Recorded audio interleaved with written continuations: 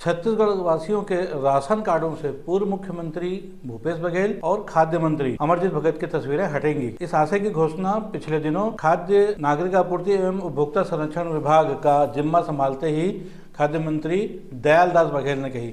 उन्होंने कहा कि सरकार बदल गई है, जाहिर सी बात है कि जो पूर्व मुख्यमंत्री के तस्वीर की जगह अब नए मुख्यमंत्री विष्णुदेव साय की तस्वीर राशन कार्डों में लगाई जाएगी।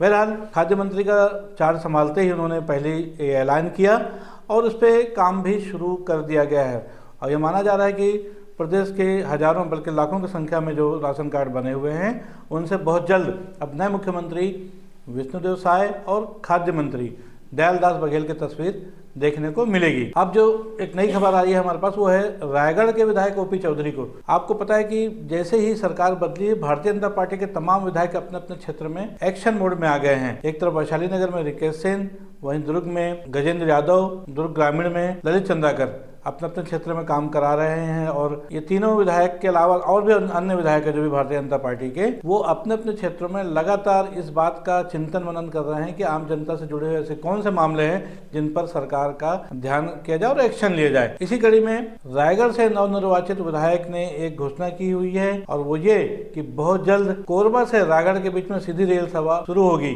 आपको बताते चले कि सत्ता परिवर्तन होने के बाद जिस तरह से भारतीय जनता पार्टी का बहुमत आया है, तमाम भाजपा नेता एक्शन मोड में हैं, सभी अपने अपने क्षेत्र में कुछ न कुछ नया कर रहे हैं। इसी कड़ी में रायगढ़ के विधायक ओपी चौधरी ने कोरबा से रायगढ़ के बीच में सीधी रेल सेवा के लिए डीआरएम बिलासपुर को एक पत्र लिखा। 16 दिसंबर के पत्र उन्होंने डीआरएम प्रवीण पांडे को लिखा था, जिसके बाद प्रवीण पांडे ने अपने अधीनस्थ और सहयोगी अधिकारियों के साथ चर्चा करते हुए इस बात को स्वीकार करते हुए कि वहां पर चूंकि रायगढ़ बॉर्डर जिला है छत्तीसगढ़ का और उड़ीसा से लगा हुआ है और वहां पर इस बीच में कोरबा से कनेक्शन की जरूरत है, ये मानते हुए डीआरएम बिलासपुर ने ओपी चौधरी विधायक की जो डिमांड है आम जनता के हित में उसको मान लिया है और ये माना जा रहा है कि बहुत जल्द कोरबा से रायगढ़ के बीच में एक सीधी रेल सेवा देखने को मिलेगी, जिसका लाभ आम जनता को भी मिलेगा। अब हम बात करेंगे भिलाई की। भिलाई में संडे के दिन खासतौर पर सुपेला मार्केट में जो अव्यवस्था रहती थी उसको देखते हुए पिछले सप्ताह वैशाली नगर के विधायक रिकेश सेन ने खुद मार्केट में पहुंच करके वहां के दुकानदारों से बातचीत की थी, उनको समझाया भी था, चेतावनी भी दी थी और उसके बाद से उसका असर इस बार देखने को मिल रहा है।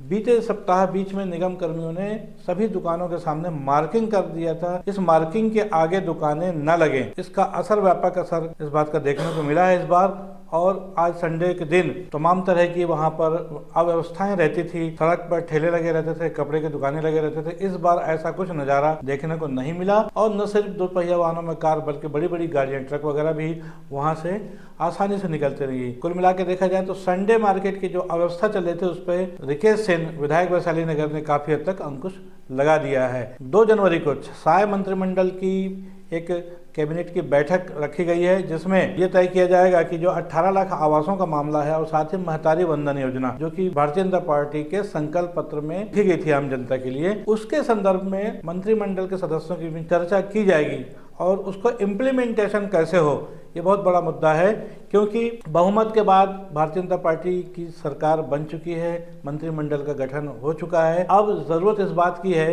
कि चुनावी संकल्प पत्र में जो वादे आम जनता से फायदे से संबंधित किए गए थे उस पर अमली जामा उनको पहनाया जा सके और इसी संदर्भ में 2 जनवरी को विष्णुदेव साय मंत्रिमंडल की बैठक रखी गई है।